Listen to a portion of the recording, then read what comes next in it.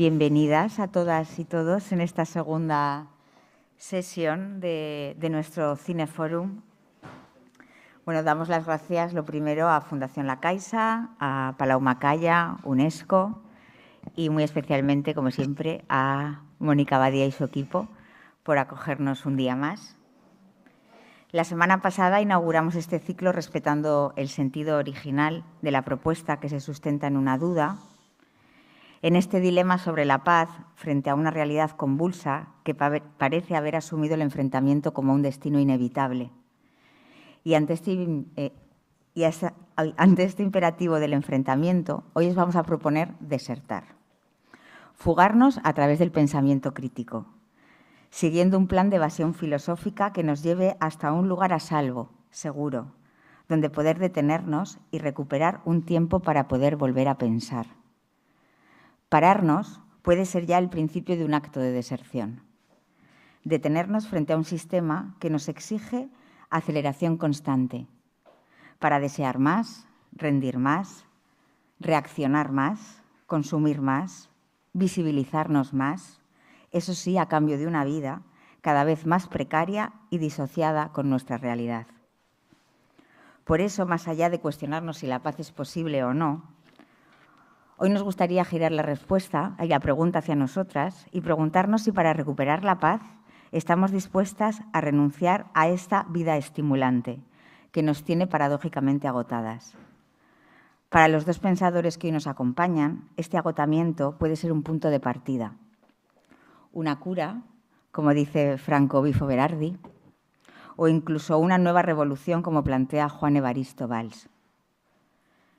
Es un privilegio tener hoy a Franco Bifo después de haberle leído tanto, porque leer a Franco Bifo, yo creo que para muchos de nosotros ha sido una reconciliación con nuestro propio agotamiento. Y nos ha proporcionado el primer mapa donde trazar la retirada de nuestra energía, de nuestra atención y de nuestra inteligencia, de este campo de batalla adictivo en el que vivimos y del que reconozco yo que todavía sigo enganchada. Pero si repasamos la vida de Franco Bifo, descubriremos que no siempre fue un desertor. Descubriremos una intensa actividad política que lo llevó también a la cárcel, incluso al exilio, mientras defendía su rechazo al trabajo desde la confrontación más activa. Pero en algún momento, que yo quiero imaginarme que fue el 2018, esa épica revolucionaria de la confrontación empezó a dar espacio a otro pensamiento. Y ya en su ensayo, La fenomenología del fin, se intuye un cansancio por vencer o ganar y un cambio de estrategia vital que busca una deserción como la única vía ética posible. También me gusta imaginar que mientras Franco Bifo planteaba este plan de fuga desde Italia, en la Universidad de Barcelona, un joven filósofo recién doctorado se abría paso hacia un futuro prometedor. Pero llegó la pandemia del COVID y ese joven, en ese aislamiento, creó una especie de reacción psicosomática de renuncia ante la obligación capitalista de un ascenso continuo y convirtió a Juan Evaristo Valls en una suerte de médium generacional cuyas palabras nos permiten comunicarnos con un nuevo deseo, donde ya no queremos ganar, sino que le estamos cogiendo el gusto a perder. Creo que para ambos esta renuncia no fue un hallazgo teórico, sino el resultado de validar su propio cansancio y transformarlo en la conexión de una nueva conciencia del malestar, que se estaba gestando ya en el tiempo prepandemia y que llegaba a otros lugares, por ejemplo a Londres, donde el director Ken Loach preparaba la película que vamos a ver a continuación. Era el año 2019 cuando Ken Loach decidió contar una historia que hoy funciona como fotografía de una catástrofe, que ocurrió delante de nuestros ojos a tal velocidad que apenas fuimos capaces de darnos cuenta. La película retrata ese instante exacto en el que el descontrol capitalista decidió acelerar y aumentar ilimitadamente sus beneficios, a costa de convertir nuestra existencia en un frenesí, donde sobrevivir resulta cada vez más precario. La película comienza con una entrevista laboral a Ricky, que hoy va a ser nuestro alter ego. Ricky llama a esta entrevista la oportunidad de su vida y me gustaría que viéramos juntos la película de terror social en que se convierte esa promesa de futuro mejor. Muchas gracias y disfrutemos de apagar nuestros móviles. Damos paso a la película. Gracias. Qué vida, ¿eh? Uf, tremenda película. Bueno, muchas gracias por estar aquí y por seguir ahora en este coloquio, en esta conversación que haremos en torno a la película y en torno a los temas que suscita la película. Blanca ya nos ha presentado. Bueno, quería saludaros y decir también que es un placer estar aquí con Bifo, charlando y pensando estas cuestiones. Voy a hacer una breve valoración de la película, que seguirá la de Bifo, y luego haremos el diálogo. Bueno, como veis, una de las formas de leer esta película es entender las mutaciones contemporáneas del trabajo, los cambios en el régimen laboral, que vienen propiciados por una crisis financiera, ¿verdad? Es esa crisis financiera la que aboca a esta familia a vivir de alquiler y a buscar trabajos mejores. Y la película nos explica los modos en los que el trabajo poco a poco va sacrificando, va devorando nuestras vidas, ¿no?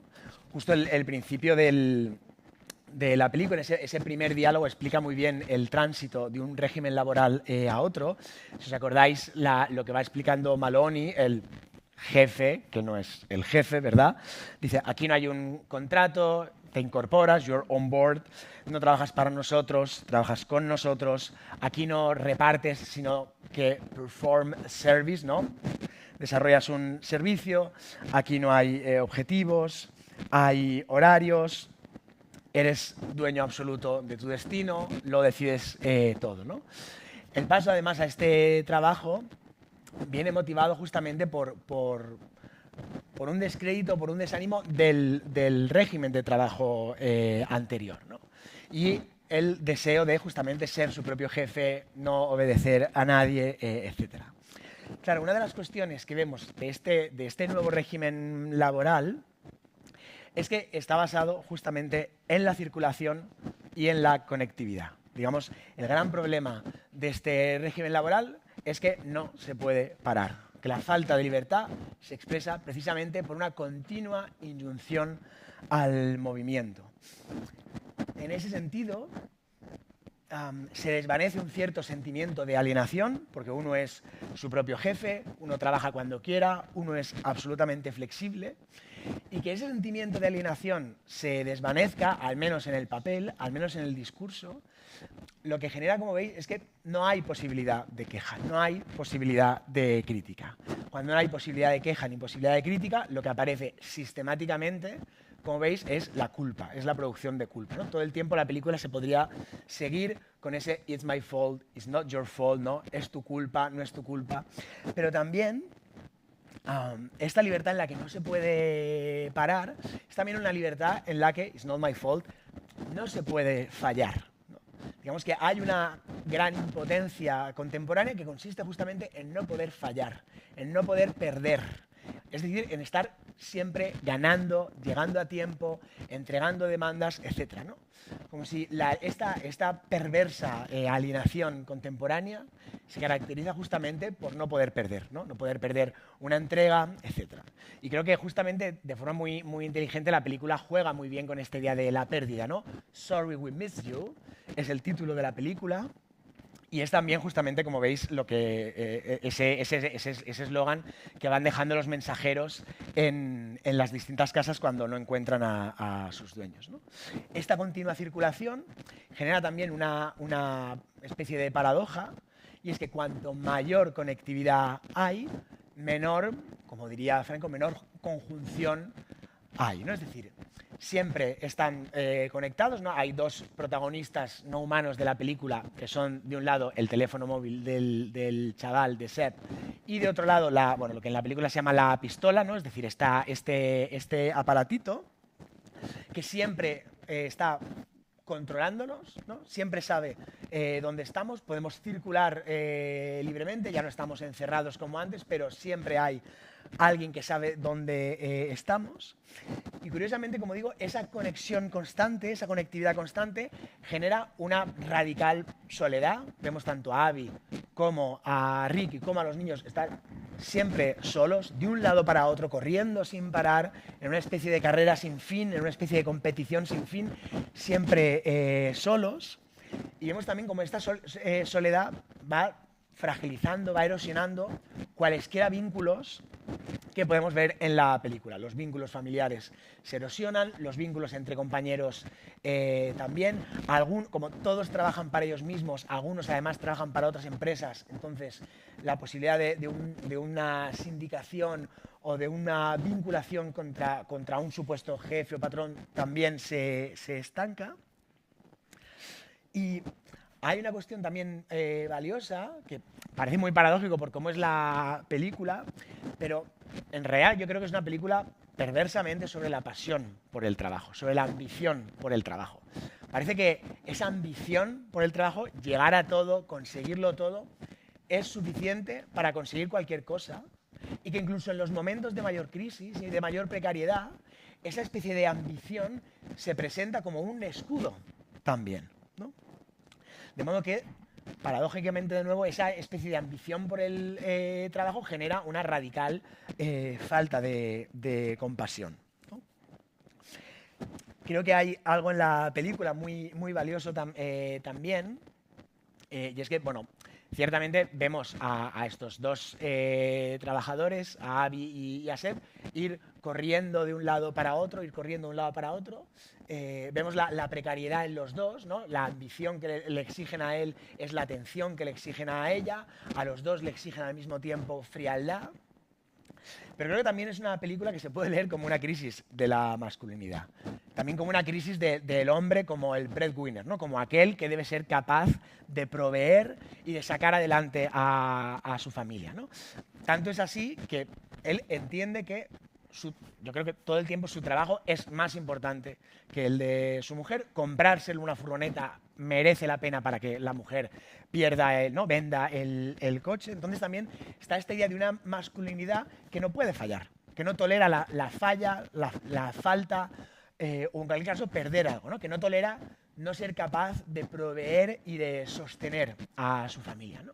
Entonces creo que es interesante ver cómo un modelo antiguo de la masculinidad, la idea del breadwinner, ¿no? Propia de lo que algunas autoras, la Federici, llaman el patriarcado del salario, a la vez se refuerza, ¿no? Eres tu propio jefe, nunca he pedido el paro porque tengo dignidad, etc. Y al mismo tiempo se revela como imposible, ¿no? Porque está radicalmente ausente y al final no puede hacer aquello que quiere, ¿no? Creo que es también interesante, y dejo aquí esta valoración para cederle la palabra a Franco, que allí donde los distintos sujetos laborales no son capaces de resignarse, de abandonar, de perder y de renunciar, aparece poco a poco algo así, vamos a usar un término levinasiano, algo así como una evasión de los cuerpos. Allí donde los sujetos no protestan, aparece algo así como una protesta inconsciente. Vemos justamente cómo la niña comienza a orinarse en las camas, cómo él se duerme en el trabajo, cómo empiezan a aparecer los ataques de ira, que no son sino una muestra de estrés. Rápidamente aparece también, por supuesto, el alcohol como una forma de tapar eso también. Pero justamente en este régimen laboral, la única máxima es la máxima de lo extraordinario, y en ese sentido, de lo extraordinario, de lo indefinido, de lo ilimitado, y en ese sentido, el único límite que se revela es, digamos, el límite de la finitud, el límite de lo que puede un cuerpo, pero sobre todo de lo que no puede un cuerpo. Un cuerpo ya no puede más aguantar, ¿no? Justamente la escena final, trágica de la Saya, donde él lleno de moratones, absolutamente perjudicado, agotado, sin sueños, sin fuerzas, sin ni siquiera poder ver, vuelve a trabajar, ¿no? Y justamente la escena original donde se decía tú aquí lo decides absolutamente todo, se cierra, con esto acabo, con ese momento final donde se dice no tengo elección, debo ir a trabajar, ¿no? Debo seguir circulando, debo seguir corriendo, debo seguir ganando porque no tengo alternativa a la ganancia, es decir, no puedo perder ninguna entrega. Creo que esto hablaría también justamente de cómo estamos gobernados a través de la deuda, de la financiarización de la vida cotidiana, de cómo vivimos a crédito. Pero en cualquier caso, como veis, es una película, o así se puede leer, sobre la pérdida, sobre lo necesaria que es, sobre cómo ya no nos la podemos permitir y cómo justamente esta obsesión por no perder o por ganar y mantener nuestra forma de sujeto acaba justamente costándonos lo peor. Yo he visto esta película en 2019. Me parece que es una película de 2019. La he vista, no sé, en septiembre. En el mismo periodo he visto la película de Todd Phillips que se llama Joker. Y al mismo tiempo Parasite de Bong del coreano de que no me acuerdo el nombre.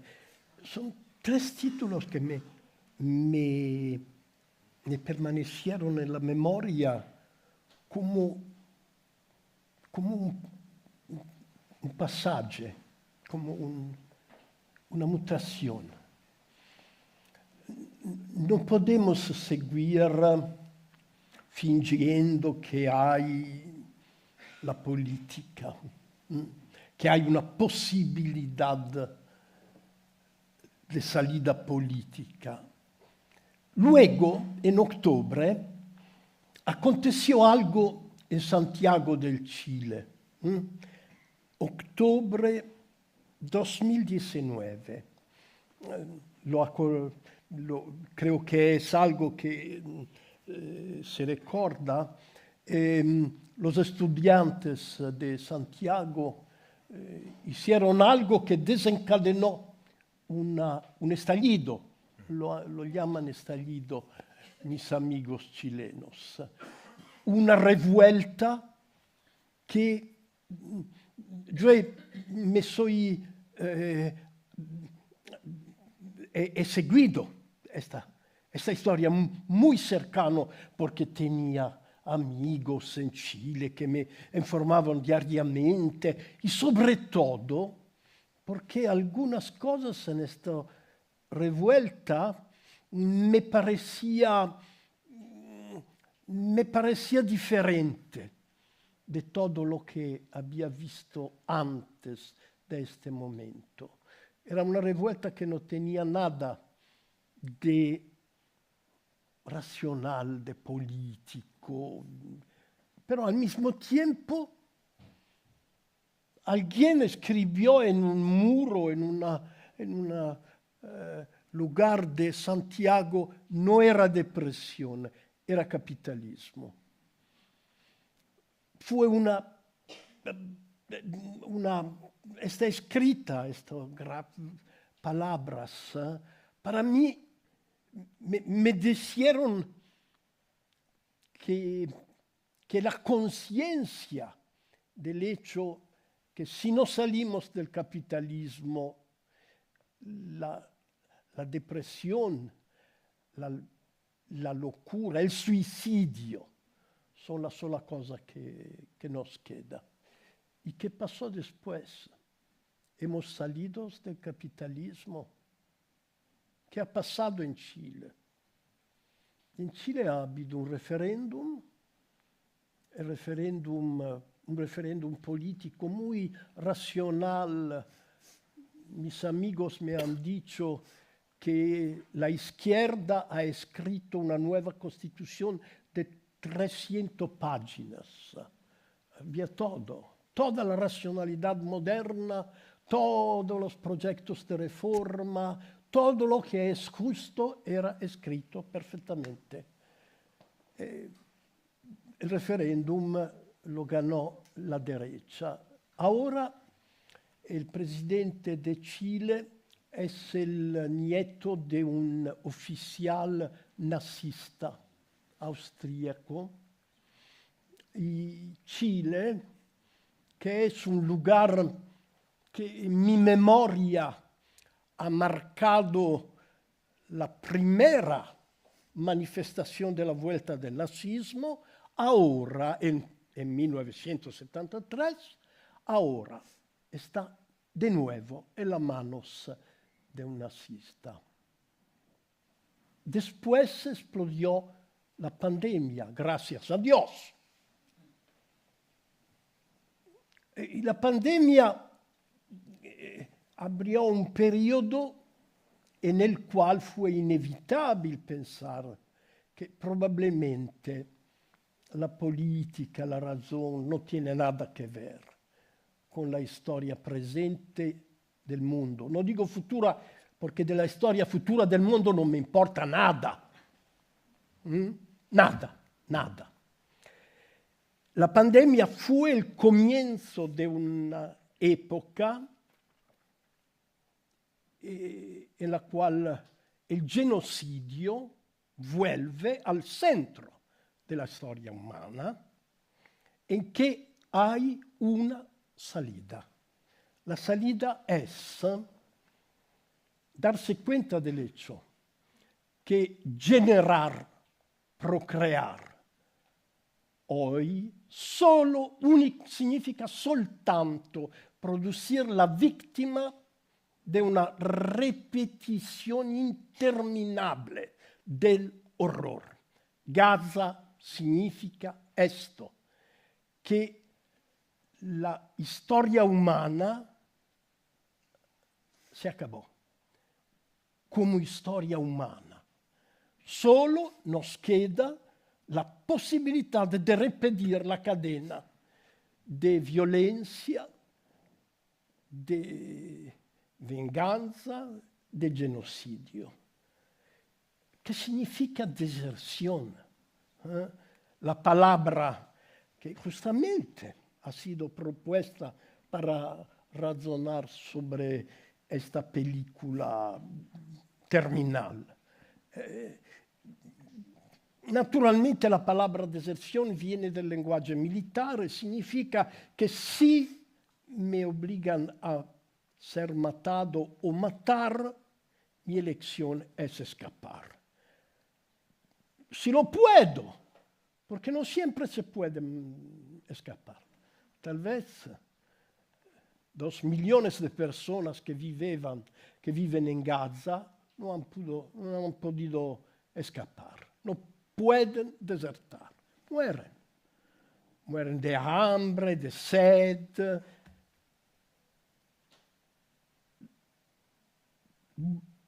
Entonces, ¿cuál otra posibilidad nos queda?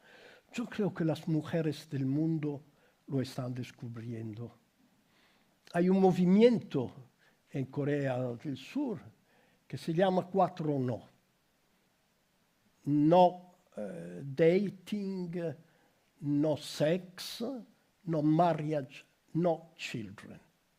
Esa es la deserción, la única deserción que tiene sentido en este momento. Son palabras de un loco. Sí, son palabras de un loco, porque me ha vuelto loco. Esta película, las otras películas como Joker, me ha vuelto loco. Y sobre todo me ha vuelto loco la conciencia del hecho que todos los discursos sobre una posibilidad de futuro ahora se han reducido en algo que no se puede tomar en serio.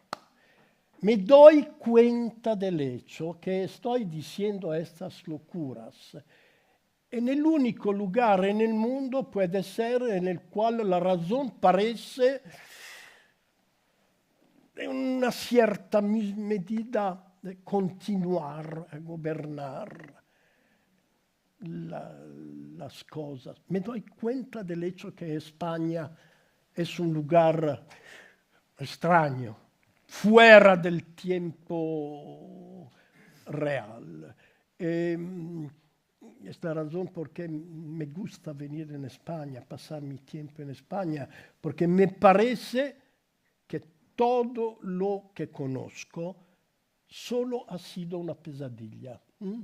como esta película es una pesadilla, había un poco olvidado el efecto que hace esta película, si no habría decidido de...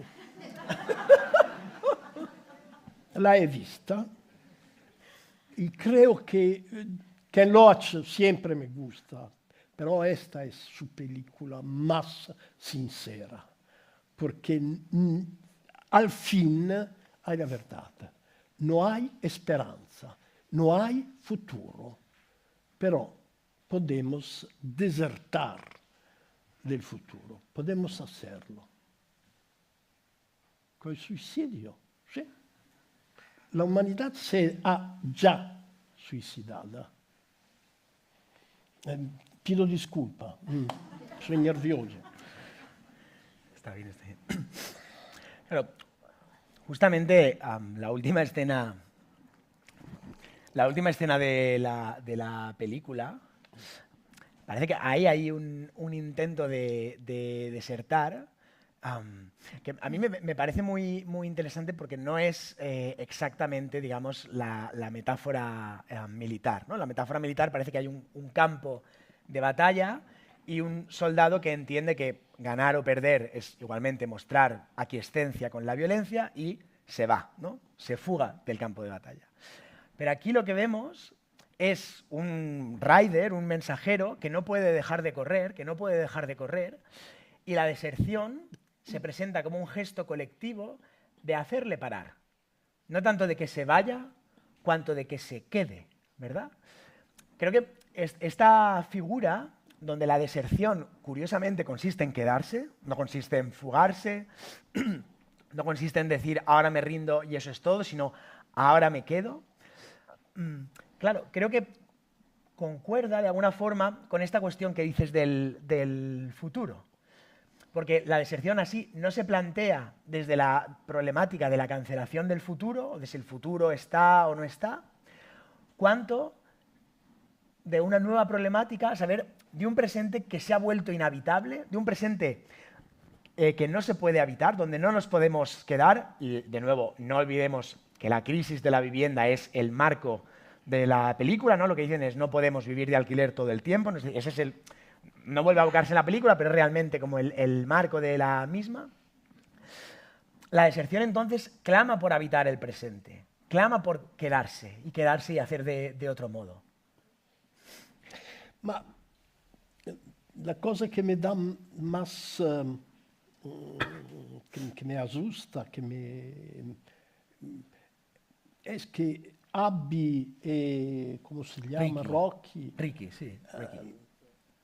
Han generado estos pobres hijos que se rebelan. Seb se rebella de manera muy, muy coherente, pero ¿contra chi se rebella? Contra su padre. No quiero decir que tiene razón, porque la razón no significa nada, pero es como una venganza contra el hecho de haberlo generado. Y me viene a la cabeza una otra película de una mujer libanesa que se llama Nadine Labakis, que en 2018 ha producido una película que se llama Cafarnaum, o Cafarnaum, magnífica. Es la narración de la vida de un chico de 12 años, un chico de siríaco, refugiado en Beirut, en las condiciones que podemos imaginar. Es un chico de 12 años que se gana la vida en una calle de una ciudad infernal, que escapa de una guerra infernal. Un día la policía lo detiene, lo arresta, Y Zain es el nombre de este chico de 12 años, va a hablar con los jueces, con el juez. Y al juez dice, pido denunciar mi padre y mi madre. ¿Y por qué? Porque me han puesto al mundo. Esta conciencia de Zain es la conciencia más adapta al tiempo presente. No hay línea de escape.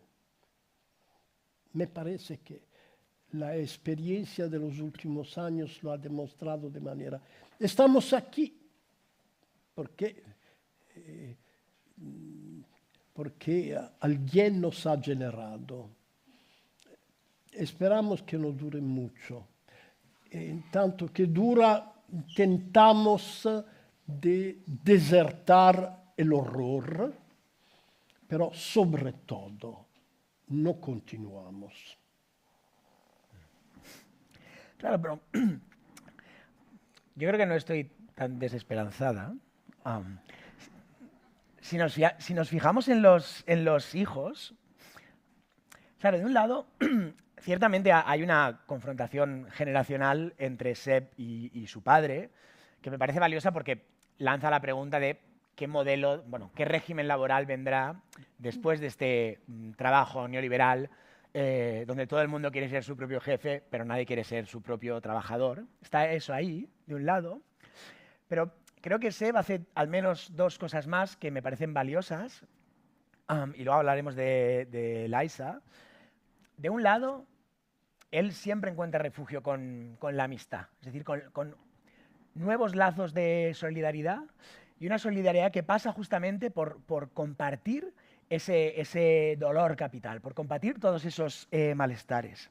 Yo estaba revisando un libro que escribiste, Respirare, justo este año, y tienes una cita muy lúcida que dice: ninguna verdad puede motivar éticamente nuestra elección, solo la amistad puede hacerlo. Compartir el placer y el dolor es el fundamento de una ética materialista, ¿no?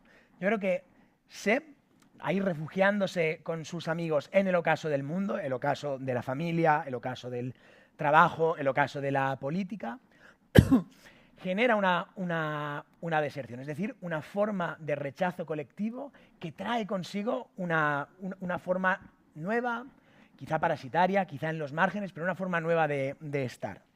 Y de otro lado, creo que es muy valioso que Seb haga graffiti, ¿no? Creo que en muchos de tus trabajos, por ejemplo en Fenomenología del Fin, haces siempre un gran alegato de la poesía, ciertamente. Y muchos autores contemporáneos siempre han expresado, pues, por ejemplo, pienso en Deleuze, en aquel texto clásico, de que el arte y la poesía son lo contrario de la comunicación. Claro, aquí el graffiti se articula como poesía porque es lo contrario de la comunicación, es decir, porque está boicoteando los grandes paneles de publicidad. Y lo que se exprese, lo que se articula en esos grafitis es justamente una incapacidad de comunicación.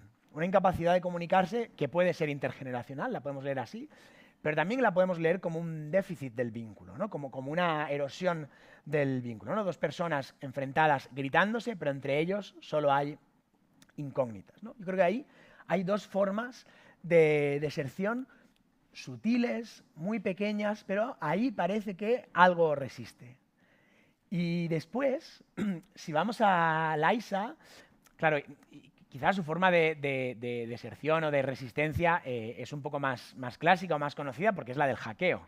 Es decir, bueno, me llevo las llaves y aquí no trabaja nadie, ¿no? Es decir, ya está, es decir, yo soy pequeña, no puedo nada, pero al mismo tiempo nadie va a dudar de mí, robo las llaves, ¿no? Como ese momento de hackeo.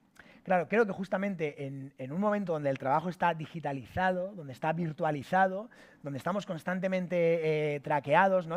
Y es interesante que si en 2019 había dos aparatos, ¿no? El smartphone que traquea la vida y esa suerte de pistola que traquea el trabajo, hoy en día esos dos aparatos son el mismo, ¿no? Por si teníamos alguna duda, ¿verdad? Son el mismo, ¿verdad? El teléfono móvil tiene una aplicación y luego tiene otra, ¿no? Tiene una aplicación que es Instagram, que nos traquea la vida, y luego tiene otra aplicación que es con la que trabajamos o con la que pedimos los créditos, etcétera, ¿no?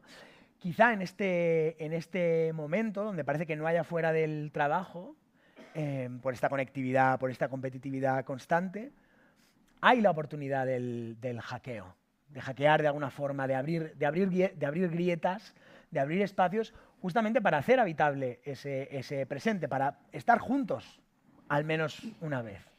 Decimos que en la desesperación la amistad es la única línea de escape, la relación entre cuerpos, entre almas que intentan de vivir una vida que sea humana. Eso es. Pero tengo que decirte que yo he escrito, te agradezco de citar este libro, Respirar, que es un libro que yo he escrito después del asesinato de Eric Garner, de una persona negra en los Estados Unidos. Yo me encontraba en los Estados Unidos en este periodo y me acuerdo las demostraciones, las manifestaciones enormes de personas que gritaban I can't breathe, no puedo respirar. Eso como soy asmático, Eric Garner, la persona que ha sido asesinada por un policía, era asmático. Algo como un cortocircuito se creó en mi mente, que el problema es la respiración. No podemos respirar, pero podemos crear lugares, situaciones, relaciones que nos permiten de respirar. Y al final,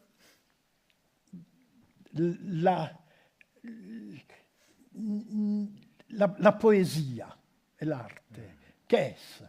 Es una condición que nos permite de respirar juntos. He publicado este libro en 2017, 2018, en la edición en idioma español. Pero ahora, después de 2019, que para mí ha sido un momento traumático, intelectualmente, emotivamente traumático, tengo que decir que tal vez si repenso a lo que he escrito en un libro como Respirar, me parece que hay algo de hipócrita. No me arrepiento, porque es legítimo esperar una posibilidad, pero es también legítimo reconocer que ahora lo único que podemos decir hay lugares en los cuales, que son los lugares de la poesía, que son los lugares de la comunicación amorosa, que son los lugares de la amistad, en que podemos vivir juntos esta época terminal. Pero sin en los días en que el genocidio ha vuelto, no podemos continuar a proponer algo que sea una perspectiva de futuro. Las palabras no hay futuro que tienen una historia de 50 años, eran una paradoja en esta época. Yo me acuerdo cuando el movimiento punk decía no hay futuro. Ahora no son una paradoja ni algo, son una esperanza. Es mi esperanza. Que no haya futuro. Que no haya futuro. Así. Eso es. Claro, pero... Se puede decir más.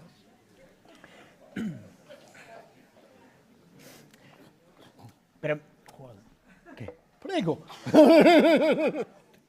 No.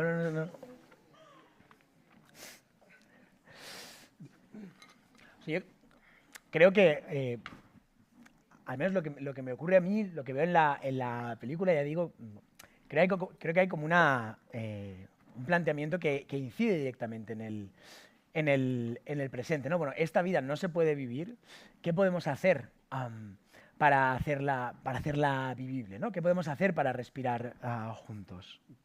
O sea, yo creo que en ese sentido, también en algunas de tus obras, vinculas mucho, en efecto, la poesía y la construcción de un cierto sentido, como hacías en esta cita, como a la amistad, ¿no? En una cierta forma de articular solidaridad, de hacer solidaridad, allí donde parece que ya no la hay, ¿no?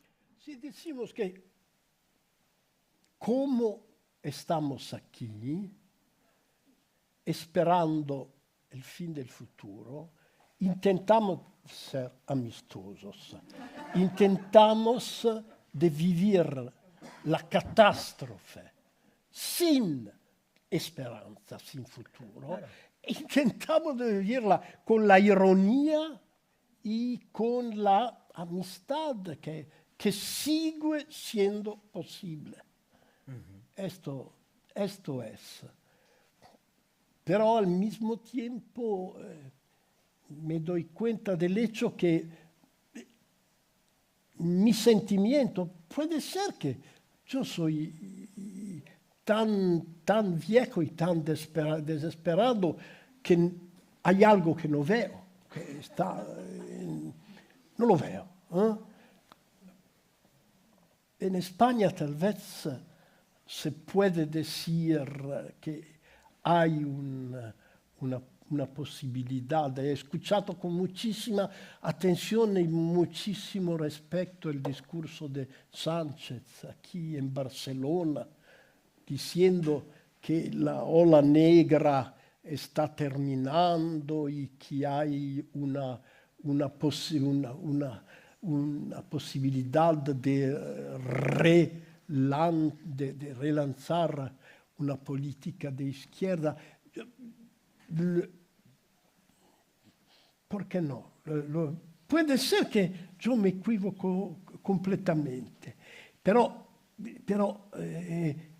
mi sentimiento hoy es que si hemos vivido por la segunda vez en un siglo la experiencia del nazismo y del genocidio, esto significa que probablemente la maldición es mucho más profunda de lo que la política pueda decir. No es política. La humanidad es así. Entonces, ¿cómo podemos hacerlo? Paramos esta historia, por favor.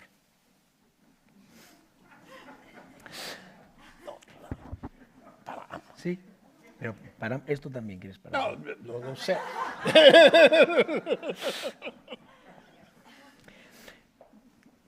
Sí, hay un sí, digamos, comentemos algo más. Hay un poeta español que decía algo así como: sin esperanza, con convencimiento. Que no sé si se parece a aquello de pesimismo del intelecto, optimismo de la voluntad. No me digas estas palabras. No, porque estas palabras que son atribuidas injustamente al pobre Antonio Gramsci, son palabras que no significan nada, nada, nada. Antonio Gramsci nunca afirmó que se puede ser al mismo tiempo pesimistas en la razón y optimistas en la voluntad. Tenía que escribir una carta a su hermano y tenía que decirle que era enfermo, que estaba en una celda, que no podía.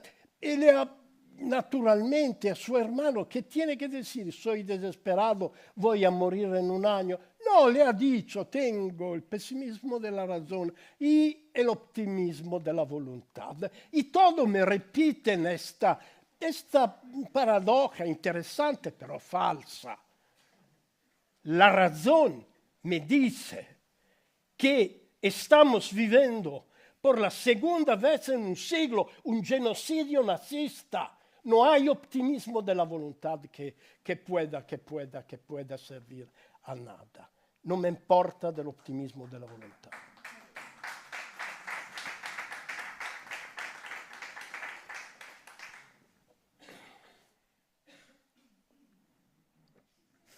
Bueno, yo creo que podemos abrir. No, ma tu puedes continuar. Disculpa, por favor. Devo venire vicino perché io non intendo quasi nada. Dios mío. Hola, hola. ¿Qué significa para usted que no haya futuro? ¿En qué se traduce que no haya traduce futuro? muy sencillamente nel hecho que gracias a Dios en los últimos 40 años la fertilidad masculina ha bajado del 58%. Dos, que la sexualidad reproductiva está desapareciendo en todo el mundo. Tercero, que el inconsciente femenino y la conciencia femenina también, al menos en Corea del Sur, dice, abastece, no queremos generar las víctimas del infierno climático, de la guerra nuclear y del nazismo en todos los lugares. Eso significa que no hay futuro, que la humanidad no sobrevivirá al siglo desgraciado en que nos encontramos. Eso significa que la historia de la humanidad ya se ha terminado. Solo tenemos que reconocerlo.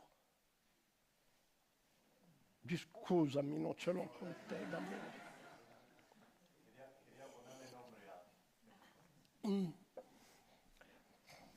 Por aquí.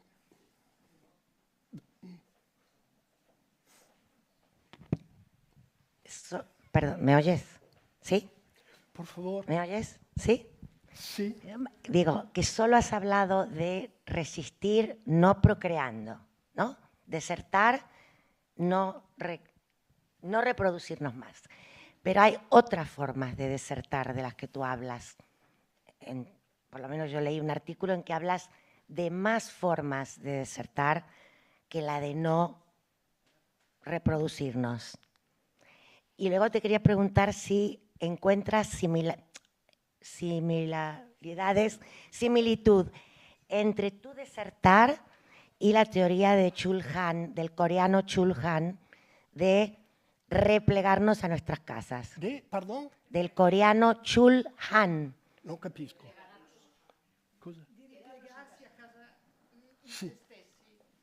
Byung Chul Han. Y por ahí lo pronuncio mal. Ahora me doy cuenta del hecho que esta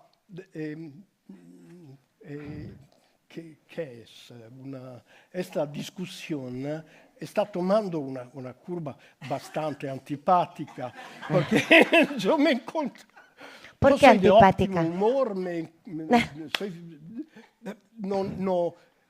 no intento comunicar un sentido de horror, de suicidio, no es mi intención.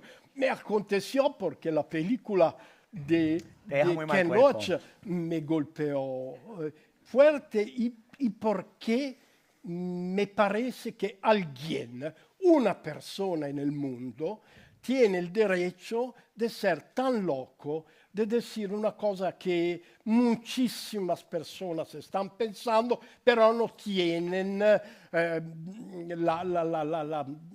la antipatía de decir. Yo he elegido este papel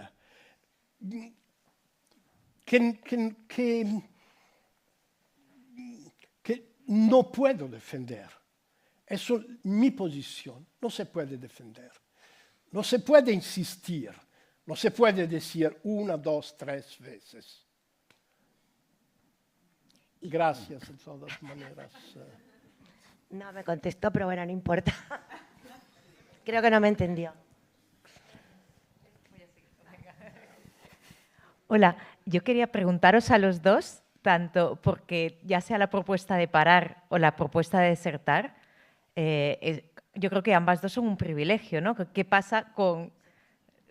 O sea, somos unos privilegiados los que incluso podemos planteárnoslo luego ya que lo podamos hacer efectivamente o no, ya sea parar o desertar. ¿No lo veis que también tiene un punto de que estamos hablando desde una idea de privilegio? O sea, de hecho, en Gaza no hay opción, ¿no? O en otras circunstancias. O me planteo... Cosa ha detto? No. Franco. No he entendido. Si quieres, Sí, yo te sí. lo... Si quieres, cuando ella lo explica, yo te lo digo. Ahí se lo explican. Sí, para escontarla. Sí. Sí, no, es que solo oye muy poquito de un oído, entonces ahí... ¿Qué ha dicho? Ah, sí. Verissimo. Quando estamos in una trinchera, y bajo el fuego del enemigo, yo puedo desertar. Usted no puede. Tal vez acontece. En este caso, quien no puede desertar está obligado a defender su vida de todas maneras. Lo sé. Es un privilegio. Soy perfectamente consciente. Las mujeres palestinas han decidido, no sé si han decidido, pero siguen generando hijos. No resisten. No es una estrategia política, no es algo que se pueda considerar como un ejemplo. No hay un ejemplo cuando no se encuentra, no hay la posibilidad de proponer una estrategia cuando estamos bajo el fuego de los nazis sionistas. El sionismo, la vuelta del nazismo, significa que no podemos elegir nada, que tal vez estamos obligados a resistir para no ser matados por los asesinos israelíes o otros nazistas. No es una estrategia, no es una elección. Al mismo tiempo, hay la posibilidad de decir, no hay futuro aceptable para mis hijos. Entonces, la elección es que no los genero. Basta, por favor. Yo sí que diría que hay una cuestión de estrategia política, que es muy importante. Creo que va de suyo, digamos, que parar hoy en día es un privilegio y esta película lo muestra muy bien, ¿no? Hay alguien que no puede parar, ¿no? que expresa su falta de libertad precisamente porque no puede parar. Lo que me interesa, sin embargo, no es exactamente que parar sea posible, sino me interesa que empiece a ser deseable. Esto me parece importante. Es decir, en esta película vemos claramente cómo ganar te hace un absoluto miserable. Si atendemos a todos los movimientos activistas de rechazo, todos los movimientos por el derecho a la vivienda, etc., ahí de nuevo, parar, quedarse, se muestra como algo deseable, como una forma de vida buena. Si prestamos atención también a cómo se está configurando la cultura del trabajo y nuestro vínculo afectivo con el trabajo, donde ya nos da cringe o vergüenza esa imagen del empresario hecho a sí mismo o del tipo que viaja mucho, ¿no? y sube fotos en la selva con niños en el brazo en no sé qué países. Todo ese cringe, toda esa vergüenza muestra que parar es deseable. Quizá no se pueda, pero hay algo muy deseable en parar. Entonces, en una afirmación por la vida, en una afirmación de la vida que no pasa por el crecimiento, por la acumulación o por la ganancia, yo creo que se dibuja justamente otro imaginario de vida buena y aparece un repertorio distinto de la acción política. Y yo creo que esa potencia, ya decía Verónica Gago que lo que nos interesa del deseo es su potencia cognitiva, creo que esa potencia señala una alternativa, ¿no? Y justamente a propósito de lo de Byung-Chul Han, y acabo aquí la respuesta, claro, Byung-Chul Han cuando le dan este premio dice quedarse en casa es la forma más lúcida de resistencia, ¿verdad? Dice algo así, salen un montón de titulares. Pero claro, ahí lo que hace rápidamente es visibilizar su privilegio, porque el problema es que no hay casa. El problema es que no hay casa, entonces, ¿dónde te vas a quedar? El problema es que no puedes quedarte en ningún sitio. El problema es que no puedes quedarte, ¿no? Que no puedes parar. En ese sentido, claro, yo creo que el quedarse en casa es una expresión muy vana, pero hay otra expresión que creo que es una respuesta muy, muy valiosa, es una expresión de Manuel Ecocha, dice algo así como, ahora que el trabajo está entrando en nuestras casas, no tenemos más remedio que sacar las camas a la calle. Y esto me parece muy valioso porque está hablando de una organización política del descanso. Entonces, ahí es donde creo que estos vínculos que pasan por la amistad, por compartir la depresión, por compartir el agotamiento, por contarnos lo mal que estamos, es decir, por transmitir el sinsentido de nuestras vidas, porque no tiene salud, no tiene sentido, este encuentro en el cansancio y en el malestar creo que de nuevo puede ser un acicate para un programa político que proponga la organización política del descanso, que repiense la esfera de la reproducción social, justamente que la saque de la casa, que entienda el descanso, la desconexión, los espacios para el ocio y para estar, las muchas posibilidades de parar, como una expresión de justicia social. Entonces, es ahí donde justamente creo que el hecho de que parar sea un privilegio, pero es algo deseable, donde aparece, bueno, un horizonte distinto. Un horizonte que, de nuevo, ya no se recrea en la falta de expectativas, en el horizonte de expectativas y en el futuro, sino, por así decir, en acolchar el presente, en volverlo habitable, ¿no? Es decir, en hacer esto aquí y ahora respirable. Yo creo que hay algo de esto, como decía antes, que está en la película, de una forma muy, muy sutil, ¿no? Pero es por esas grietas por donde yo veo que, por así decir, como decía, que puede entrar algo de luz.